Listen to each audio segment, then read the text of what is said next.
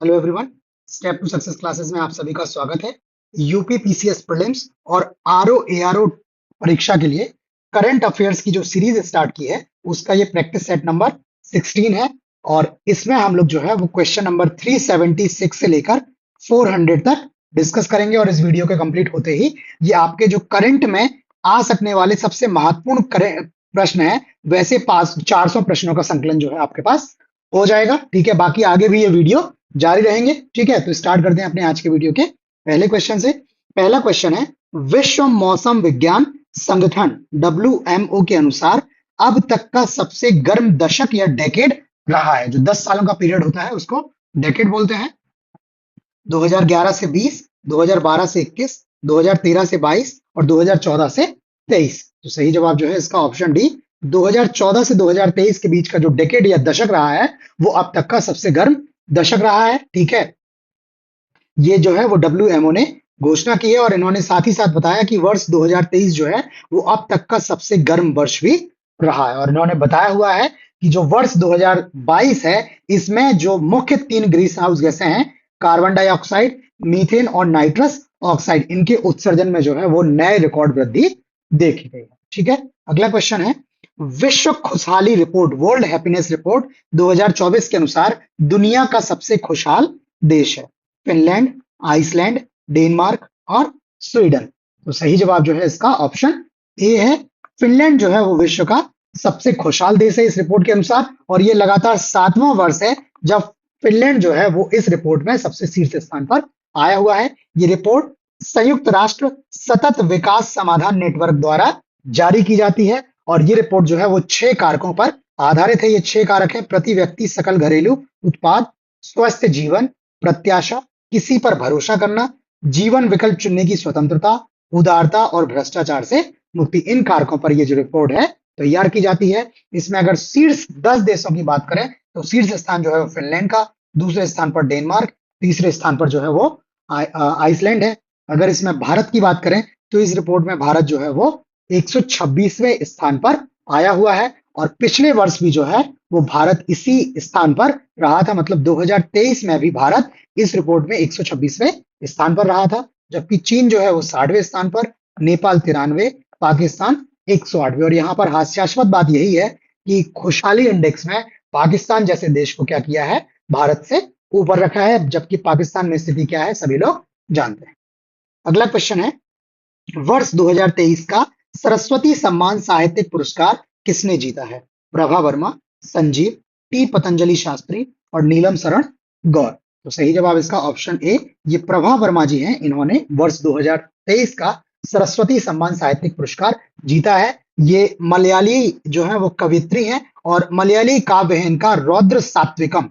इस रौद्र सात्विकम के लिए इनको ये पुरस्कार मिला हुआ है। थोड़ी सी जानकारी सरस्वती सम्मान के बारे में, इसकी शुरुआत 1991 में के बिड़ला फाउंडेशन द्वारा की गई थी। और जो भारतीय संविधान की अनुसूची 8 है उसमें जो 22 भाषाएं दर्ज हैं उनमें से किसी एक भाषा में प्रकाशित गद्य या कविता के लिए यह प्रतिवर्ष दिया जाता है। और अगर सबसे पहले सरस्वती सम्मान किसने जीता, तो पहला सरस्वती सम्मान जो है वो हरिवंश राय बच्चन जी ने जीता हुआ। अगला क्वेश्चन, उत्तर प्रदेश में पुलिस के लिए एक अत्याधुनिक प्लेटफॉर्म लॉन्च किया गया है। त्रिनेत्र ऐप 2.0, रक्षक ऐप 2.0, सतर्क ऐप 2.0 और दृष्टि ऐप 2.0। तो सही जवाब इसका ऑप्शन ए, ये उत्तर प्रदेश सरकार ने उत्तर प्रदेश पुलिस के लिए एक त्रिनेत्र ऐप 2.0 जारी की गई है। और इस ऐप के जरिए जो है वो उत्तर प्रदेश में जो करीब 9.32 लाख से अधिक आपराधिक रिकॉर्ड या क्रिमिनल रिकॉर्ड है उनको क्या किया गया है, डिजिटल या डिजिटाइज किया गया है। और ये जो डेटाबेस है तो उत्तर प्रदेश पुलिस के अधीन जो इंस्पेक्टर या उससे ऊपर की रैंक के जो भी सभी पुलिस अधिकारी हैं वो इस ऐप का क्या कर सकते हैं, उपयोग कर सकते हैं। और इस ऐप के माध्यम से जो पुलिसकर्मी है वो अपराध से संबंधित व्यापक जानकारी जैसे अपराध हिस्ट्री या क्राइम हिस्ट्री, FIR का विवरण, पूछताछ रिपोर्ट, ऑडियो रिकॉर्डिंग, तस्वीरें इत्यादि इनपुट और एक्सेस कर सकते हैं। ठीक है, इसके अलावा ऐप में नमूनों के आधार पर, आवाज के नमूनों के आधार पर अपराधियों की पहचान करने की जो है इसमें सक्षम है। और साथ ही साथ ये फोटोग्राफ लिंकिंग और चेहरे की पहचान तकनीक के माध्यम से क्या कर सकता है, लापता व्यक्तियों की खोज की सुविधा भी प्रदान करेगा। तो ये जो है वो उत्तर प्रदेश को अपडेट करने की दिशा में एक महत्वपूर्ण कदम है। अगला क्वेश्चन, विश्व जल दिवस कब मनाया जाता है? 20 मार्च, 21 मार्च, 22 मार्च और 23 मार्च। तो सही जवाब इसका ऑप्शन सी, प्रतिवर्ष 22 मार्च को विश्व जल दिवस के रूप में मनाया जाता है। ठीक है, और जो वर्ष 2024 का विश्व जल दिवस था उसकी थीम थी शांति के लिए जल। ठीक है, और जो एसडीजीज है, जो सतत विकास लक्ष्य जो है एसडीजीज, तो इसमें जो एसडीजी 6 है वो 6 है सभी के लिए स्वच्छ जल और स्वच्छता। जब आप लोग तैयारी कर रहे हैं तो जो सस्टेनेबल डेवलपमेंट गोल है, सतत विकास लक्ष्य जो है, वो आप लक्ष्य याद रखिएगा, और कौन सा लक्ष्य जो है वो किस नंबर पे लिखा गया है, कई बार इससे संबंधित क्वेश्चन भी पूछ लिया जाता है। तो जल जो है वो एक महत्वपूर्ण विषय है। तो ये जो गोल नंबर 6 है वो है सभी के लिए स्वच्छ जल और स्वच्छता। अगला क्वेश्चन, हैती से भारतीय नागरिकों को निकालने के लिए कौन सा ऑपरेशन लॉन्च किया गया है? इंद्रावती, गंगा, कावेरी और अजय। सही जवाब इसका ऑप्शन ए, ये ऑपरेशन इंद्रावती जो है वो हैती देश से भारतीय नागरिकों को निकालने के लिए चलाया गया। ठीक है, और इन नागरिकों को हैती से जो पड़ोस में एक डोमिनिकन गणराज्य है, डोमिनिकन रिपब्लिक है, वहां तक भारतीय नागरिकों को निकाला गया। और निकालने का कारण ये था कि मार्च 2024 में हैती में जो है वो हिंसक गिरोह, जो आपके जो गिरोह ग्रुप्स होते हैं, वो उनके क्या है युद्ध देखने को मिले, और इन गिरोहों ने हैती की राजधानी पोर्ट ओ प्रिंस पर क्या किया, हमला कर दिया था। ठीक है, यहाँ पे नीचे जो है वो मैप लगा हुआ है, ये आप वेनेजुएला देख रहे हैं, इसके ऊपर ये हैती है, यहाँ क्यूबा, जमाइका, और ये है आपका डोमिनिकन रिपब्लिक, जहां से हैती से डोमिनिकन रिपब्लिक तक भारतीय नागरिकों को ऑपरेशन इंद्रावती के तहत निकाला गया। अगला क्वेश्चन, इसरो का पुनः प्रयोज्य प्रक्षेपण यान रीयूजेबल लॉन्च व्हीकल जिसकी लैंडिंग सफलतापूर्वक की गई है, उसका नाम बताना है। गरुण, पवनहंस, पुष्पक और मारुत। तो सही जवाब इसका ऑप्शन सी, ये जो पुष्पक है ये इसरो का पुनः प्रयोज्य प्रक्षेपण यान है जिसकी अभी लैंडिंग का सफल परीक्षण किया गया है। ये परीक्षण इसरो के कर्नाटक में एयरोनॉटिकल टेस्ट रेंज या एटीआर से क्या किया गया, इस पुष्पक नाम के पुनः प्रयोज्य लॉन्च व्हीकल या आरएलवी का क्या किया गया, लैंडिंग मिशन को सफलतापूर्वक अंजाम दिया गया। ठीक है, और ये जो इसका नाम था वो था RLV reusable launch vehicle TD प्रौद्योगिकी प्रदर्शक। ठीक है, इसरो का क्या है, ये सबसे चुनौतीपूर्ण परियोजना है। ये चुनौतीपूर्ण इसलिए भी है क्योंकि इसके माध्यम से क्या कर सकता है इसरो जो है वो एक ही विमान के माध्यम से कई अंतरिक्षीय अभियानों को क्या कर सकता है, ये जो है वो अंजाम दे सकता है, ताकि ये जो है काफी कॉस्ट इफेक्टिव हो जाएंगी। लेकिन जब विमान जो है वो अंतरिक्ष से भीतर जो है पृथ्वी में आता है, पृथ्वी के वायुमंडल में एंटर करता है, वहां फ्रिक्शन जैसी घटनाएं होती हैं जिनसे आग लगने की संभावना जो है बहुत ज्यादा बढ़ जाती है। तो वैसी सभी चुनौतियों का सामना करते हुए विमान जो मिशन है उसको क्या करना है, पृथ्वी पर वापस लैंड करना है। तो ये वाकई में एक चुनौतीपूर्ण परियोजना है। अगला क्वेश्चन है, अंतरराष्ट्रीय वन दिवस कब मनाया जाता है? 20 मार्च, 21 मार्च, 22 मार्च और 23 मार्च। तो सही जवाब जो है ऑप्शन बी है, प्रतिवर्ष 21 मार्च को अंतरराष्ट्रीय वन दिवस जो है वो वन दिवस के तौर पर मनाया जाता है। और जो वर्ष 2024 का वन दिवस है उसका जो थीम था वो था वन और नवाचार, बेहतर दुनिया के लिए नए समाधान। ठीक है, इसके साथ ही जो यूएन जनरल असेंबली है इसने वर्ष 2012 में घोषणा की थी कि प्रति वर्ष 21 मार्च को अंतरराष्ट्रीय वन दिवस के रूप में मनाया जाएगा। अगला क्वेश्चन, शहादत दिवस या शहीद दिवस कब मनाया जाता है? 23 मार्च, 24 मार्च, 25 मार्च और 26 मार्च। तो सही जवाब इसका ऑप्शन ए, प्रतिवर्ष 23 मार्च को शहादत दिवस या शहीद दिवस के रूप में मनाया जाता है। इस दिन वर्ष 1931 में ब्रिटिश शासकों ने, जो भारत के क्रांतिकारी हैं भगत सिंह जी, राजगुरु और सुखदेव, इनको क्या किया था, फांसी की सजा दी गई थी। भगत सिंह जी जो है और बटुकेश्वर दत्त हैं, इन्होंने 8 अप्रैल 1929 को जो केंद्रीय विधानसभा थी उसमें बम फेंका था, और बम फेंकने का कारण उनका जो था, एक विधेयक आया था सार्वजनिक सुरक्षा विधेयक और व्यापार विवाद विधेयक, इनके विरुद्ध में इन्होंने क्या किया था, केंद्रीय विधानसभा में बम फेंका हुआ था। इसके अलावा जो भगत सिंह, राजगुरु और सुखदेव को फांसी दी गई वो 1928 में इन्होंने एक ब्रिटिश अधिकारी जॉन सैंडर्स की हत्या कर दी थी। ठीक है, तो उनके आरोप में इनको फांसी दी गई।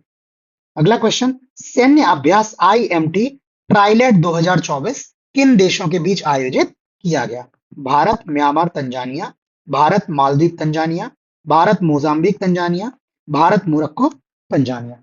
तो सही जवाब इसका ऑप्शन सी, ये भारत, मोजाम्बिक, तंजानिया का आईएमटी ट्राइलेट 2024 अभ्यास का आयोजन किया गया और ये एक संयुक्त समुद्री अभ्यास था। इसमें 9 सेनाएं शामिल थी और इसका आयोजन 21 से 28 मार्च तक किया गया। ठीक है, अगला क्वेश्चन है, भारत का सौर कचरा या जो सोलर इक्विपमेंट्स बनते हैं, जो पैनल्स बनते हैं, उनका वो कचरा जो है वो वर्ष 2030 तक कितने किलो टन तक पहुंच सकता है? 500 kilo ton, 600 kilo ton, 700 kilo ton और 800 किलो टन। तो इसका जो सही जवाब है वो ऑप्शन बी, ये भारत का जो सोलर वेस्ट है या सोलर कचरा है या सौर कचरा है, ये वर्ष 2030 तक क्या कर जाएगा? 600 किलो टन तक की सीमा पर पहुंच जाएगा। और ये आंकड़े जो हैं वो 20 मार्च 2024 को नवीन और नवीकरणीय ऊर्जा मंत्रालय और एक स्वतंत्र थिंक टैंक है जिसका नाम है council on energy, environment and water, CEEW, इनके द्वारा जो है वो डेटा जारी किया गया है। ये जो अध्ययन किया है इन लोगों ने संयुक्त रूप से, उस अध्ययन का शीर्षक या टाइटल है भारत के सौर उद्योग में एक परिपत्र अर्थव्यवस्था को सक्षम करना, सौर अपशिष्ट क्वांटम का आकलन। ठीक है, और इसमें भी इन्होंने बताया है कि जो ये 600 किलो टन कचरा पहुंचेगा, इसका लगभग 67%, 67% जो हिस्सा है वो केवल 5 राज्यों से आएगा और ये राज्य है राजस्थान, गुजरात, कर्नाटक, आंध्र प्रदेश और तमिलनाडु। ठीक है, और इसके अलावा इन्होंने बताया हुआ है कि वर्ष 2050 तक जो सौर कचरा है वो लगभग 19,000 किलो टन तक बढ़ जाएगा। है? भारत निर्वाचन आयोग द्वारा दिव्यांग व्यक्तियों के लिए आसान मतदान हेतु कौन सा ऐप लॉन्च किया गया है? समर्थ, मित्र, साथी और सक्षम। तो सही जवाब इसका ऑप्शन डी, ये भारतीय निर्वाचन आयोग ने जो है वो दिव्यांग व्यक्तियों को की मतदान प्रक्रिया को आसान बनाने के लिए एक सक्षम ऐप जो है वो लॉन्च किया हुआ था। ठीक है, इनका जो निर्वाचन आयोग का आदर्श वाक्य था वो था कोई मतदाता ना छूटे, और इसी को ध्यान में रखते हुए उन्होंने ये विशेष ऐप जो है वो डेवलप किया गया था।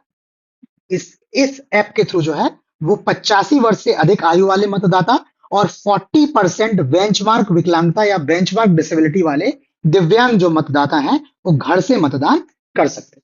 ठीक है, तो ये याद रखिएगा, 85 ईयर्स एंड 40% बेंचमार्क डिसेबिलिटी इन लोगों के लिए।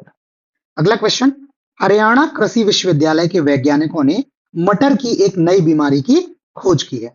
पाउडरी, मिल्ड्यू वाइट, विटचेस ब्रूम और रॉट विल्ट।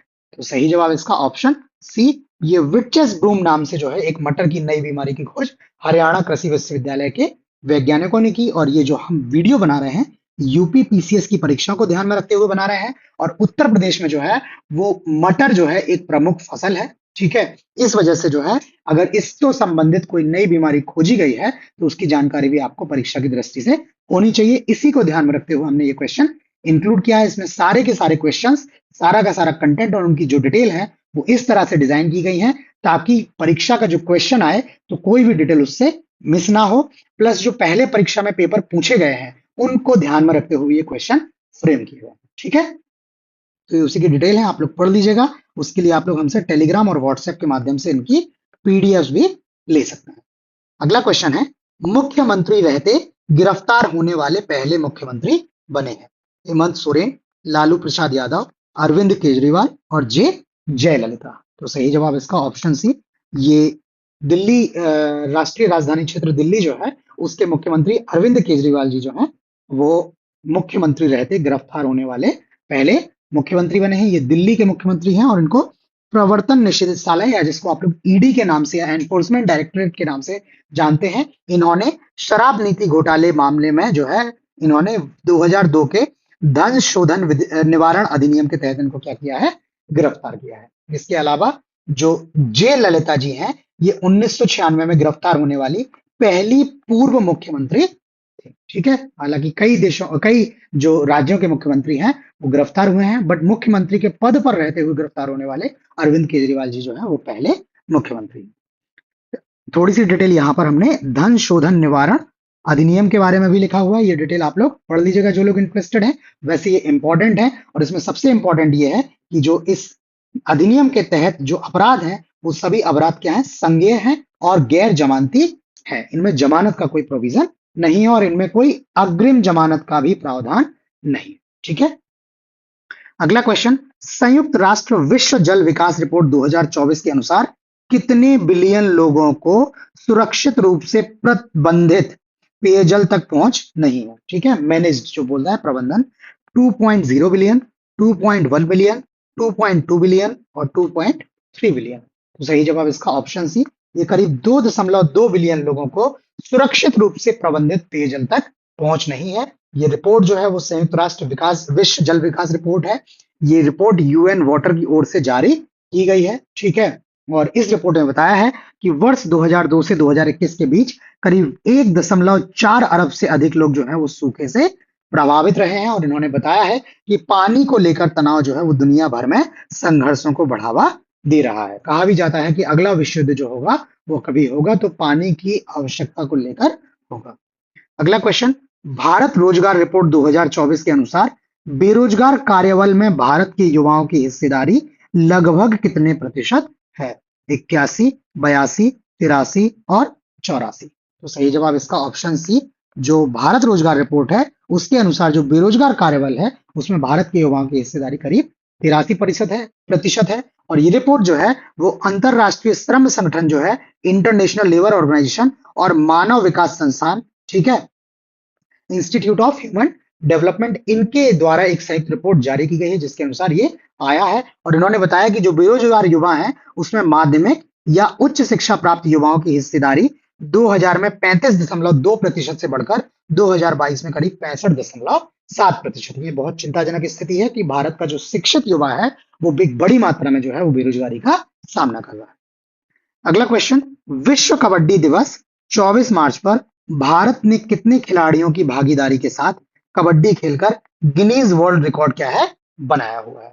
122, 124, 126 और 128। तो इसका सही जवाब ऑप्शन डी, ये भारत में करीब 128 खिलाड़ियों के साथ कबड्डी खेलकर क्या किया है, गिनीज वर्ल्ड रिकॉर्ड बनाया गया है विश्व कबड्डी दिवस पर, ठीक है।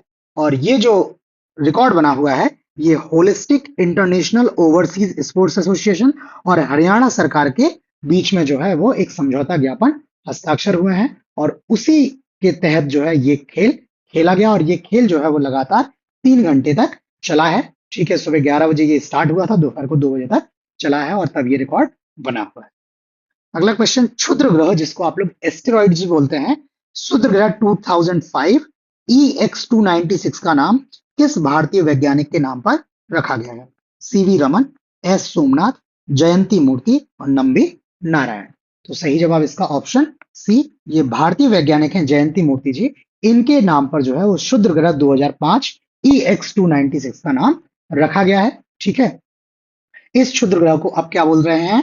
215884 जयंती मूर्ति के रूप से नाम से जाना गया है, ठीक है। और ये घोषणा जो है वो अंतरराष्ट्रीय खगोलीय संघ के कार्य समूह द्वारा की गई है। और इस कार्य समूह का जो कार्य है क्या है? सौर मंडल में छोटी वस्तुओं को नाम देना, ये इनका ही कार्य है, ठीक है। बाकी जो क्षुद्र ग्रह हैं, एस्टेरॉइड्स हैं, ये हर 3.3 साल में मंगल और बृहस्पति के बीच सूर्य की एक परिक्रमा पूरी करते हैं। ये एक बेल्ट टाइप की है, मंगल और बृहस्पति या मार्स और जुपिटर के बीच में एक बेल्ट के टाइप के हैं, इनको एस्टेरॉइड्स बोलते हैं। अगला क्वेश्चन, हुरून रिसर्च की ग्लोबल रिच लिस्ट 2024 के अनुसार शहरों में रहने वाले अरबपतियों के आधार पर मुंबई वैश्विक स्तर पर कौन से स्थान पर है? पहले, दूसरे, तीसरे और चौथे। तो इसका सही जवाब जो है वो ऑप्शन सी, शहरों में रहने वाले अरबपतियों की संख्या के आधार पर मुंबई जो है वो वैश्विक स्तर पर तीसरे स्थान पर है। और मुंबई में जो है वो कुल 92 अरबपति लोग हैं। अगर टॉप की बात करें तो सबसे ज्यादा अरबपति जो है वो न्यूयॉर्क में है 119, दूसरा स्थान जो है वो लंदन का है जहां पर 97 है, ठीक है। और ये 14 जो है ये वृद्धि दिखा रही है पिछले वर्ष से, यहाँ 10 की वृद्धि हुई है, जबकि मुंबई में 26 की वृद्धि होते हुए 92 हो गई है और मुंबई इसमें जो है वो पहले तीसरे स्थान पर आ गया है। अगर सबसे जो है अमीर व्यक्तियों की बात की जाए तो इलॉन मस्क है, उसके बाद दूसरे स्थान पर जेफ बेजोस है, ठीक है। और यहाँ पर जो है वो भारत में मुकेश अंबानी भी जो है वो इस में है सूची में।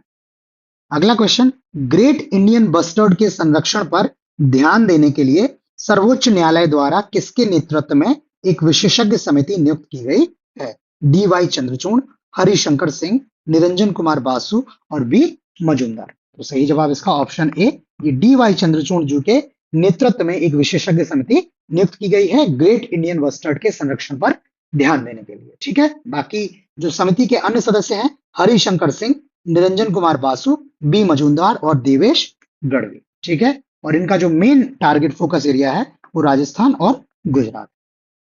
अगला क्वेश्चन, इसरो के किस मिशन द्वारा शून्य कक्षीय मलबा जीरो ऑर्बिट डेब्रिस मिशन जो है वो पूरा किया गया है? SOEM-4 mission, JOEM-6 mission, TOEM-2 mission और POEM-3 मिशन। इसका सही जवाब जो है वो ऑप्शन डी, ये POEM मिशन जो है, POEM-3 मिशन द्वारा इसरो ने शून्य कक्षीय मलबा मिशन जो है वो पूरा किया है। और ये कैसे पूरा हुआ है? क्योंकि ये जो POM-3 जब पृथ्वी के वायुमंडल में पुनः प्रवेश किया है, तो ये प्रवेश करते ही इसने स्वयं को क्या कर दिया है? जलाकर पूरी तरह क्या कर दिया है? नष्ट कर दिया है, और इसने कोई भी अपशिष्ट जो है नहीं छोड़ा है। ये उपलब्धि जो है वो भारत ने 21 मार्च 2024 को प्राप्त की। और ये जो POM मिशन है, ये PSLV C-58 या एक्सपोसेट मिशन का जो है वो हिस्सा है, और इस मिशन ने कक्षा में व्यवहारिक रूप से शून्य मलबा छोड़ा हुआ। अगला क्वेश्चन, भारत टीबी रिपोर्ट 2024 के अनुसार 2015 के बाद से टीबी के कारण होने वाली मृत्यु दर में कितने प्रतिशत की गिरावट हासिल की है? भारत ने बताना है आपको। 16%, 17%, 18% और 19%।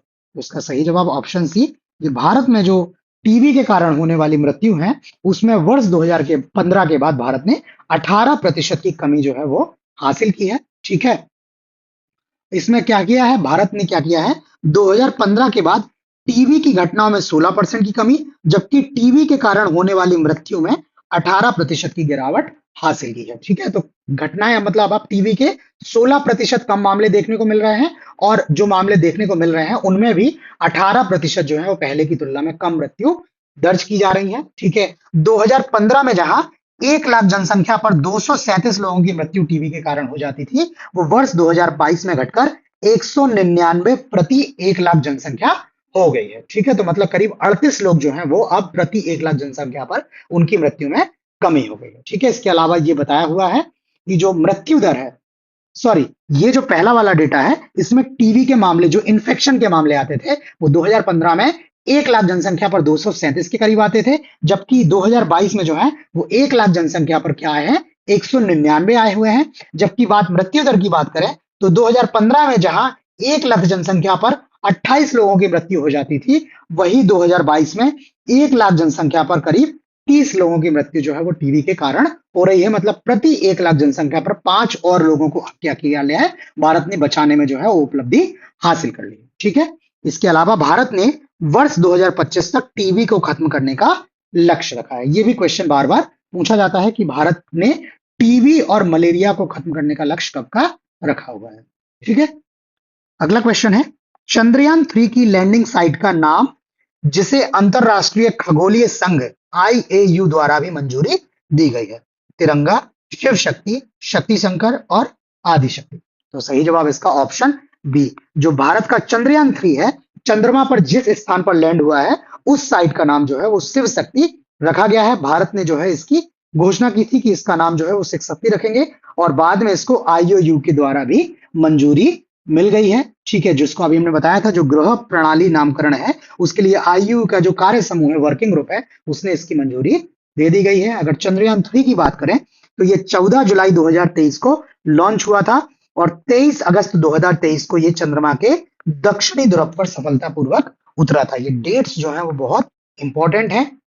ठीक है, 14 जुलाई, 23 अगस्त, और ये साउथ पोल पे उतरा है। और साउथ पोल पे उतरने वाला जो है वो भारत क्या है? विश्व का पहला देश है। अभी तक कोई भी देश जो है वो चंद्रमा के दक्षिणी ध्रुव पर नहीं उतरा था। ठीक है, तो ये सारी डिटेल बहुत इंपॉर्टेंट है, और ऐसा ही फैक्चुअल क्वेश्चन जो है पूरी संभावना है कि परीक्षा में पूछा जा सकता है। इसके अलावा जो चंद्रयान 2 की लैंडिंग विफलता स्थल है, मतलब जहां पर जो है वो चंद्रयान 2 जो है क्रैश हो गया था, उस नाम जगह का नाम रखा गया है तिरंगा पॉइंट। इसके अलावा जो 23 अगस्त, जिस दिन चंद्रयान 3 चंद्रमा पर पहुंचा है, उस दिन को भारत ने राष्ट्रीय अंतरिक्ष दिवस के रूप में मनाने की घोषणा भी की है। तो ये भी क्वेश्चन जो है वो, जो फैक्ट है, ये बहुत इंपॉर्टेंट है। इनमें से एक भी चीज को आप मिस बिल्कुल मत कीजिएगा।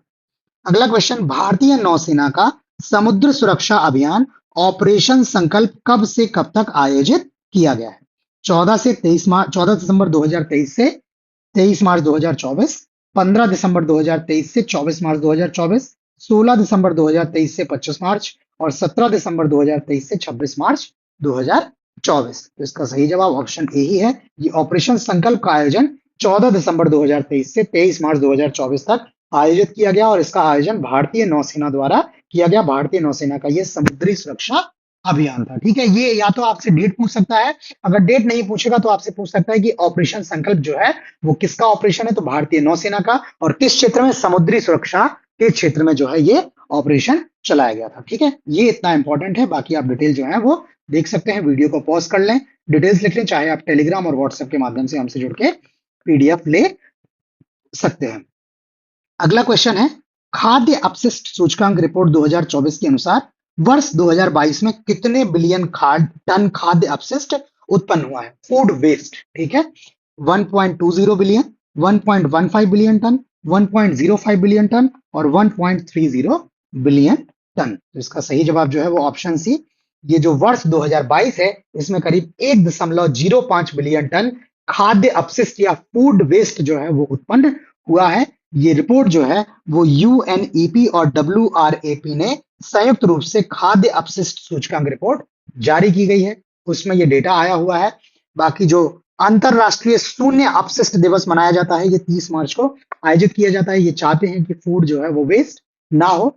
हालांकि इस रिपोर्ट के अनुसार बताया गया है कि वर्ष 2022 में वैश्विक स्तर पर प्रतिदिन 1 अरब से अधिक मील जो है वो बर्बाद हुए हैं। एक फूड मील जो होता है, जो एक व्यक्ति के लिए काफी होता है, तो वैसे 1 अरब से अधिक मील जो है वो बर्बाद हुए हैं। और ये तब है जब पूरे विश्व में जो है वो बहुत से स्थान ऐसे हैं जहां पर खाद्य समस्या बहुत जो है वो गहराई हुई है। ऐसे में अगर ऐसे डेटा आ रहे हैं तो जाहिर सी बात है कि हमें इस क्षेत्र में अच्छे से प्रयास करने की आवश्यकता है। ठीक है, बाकी इससे संबंधित और डेटा दिया हुआ है, आपको जो भी जो है इसको पढ़ लीजिएगा। ठीक है, बाकी जो महत्वपूर्ण है वो मैंने आपको बता दिया है। ठीक है, आप चाहें तो हमसे टेलीग्राम और व्हाट्सएप के माध्यम से जुड़ के ये सभी डेटा जो है वो पीडीएफ का फॉर्म में ले सकते हैं। इवन जो करंट अफेयर्स के हमारे प्रैक्टिस सेट की सीरीज चल रही है यूपी पीसीएस और आरओ परीक्षा के लिए, उसके जितने भी हमने वीडियोस कराए हैं वो सारा कंटेंट आपको पीडीएफ के फॉर्म में एक नॉमिनल कॉस्ट पे हम प्रोवाइड कर रहे हैं। उसके लिए आप हमें टेलीग्राम या व्हाट्सएप के माध्यम पे अप्रोच कर सकते हैं और ये सारा पीडीएफ ले सकते हैं। तो आज इतना ही। बाकी आपको वीडियो कैसा लगा हमें लाइक करके कमेंट करके जरूर बताएं, और अगर आपने चैनल को सब्सक्राइब नहीं किया है तो सब्सक्राइब कर लें और नोटिफिकेशंस ऑन रखें ताकि आपको पीसीएस और आरओ परीक्षा के लिए नए कंटेंट की टाइमली जानकारी मिलती रहे। तो इतना ही, बाकी नए क्वेश्चंस के साथ, नए प्रैक्टिस सेट के साथ जल्द मिलते हैं। तब तक के लिए धन्यवाद।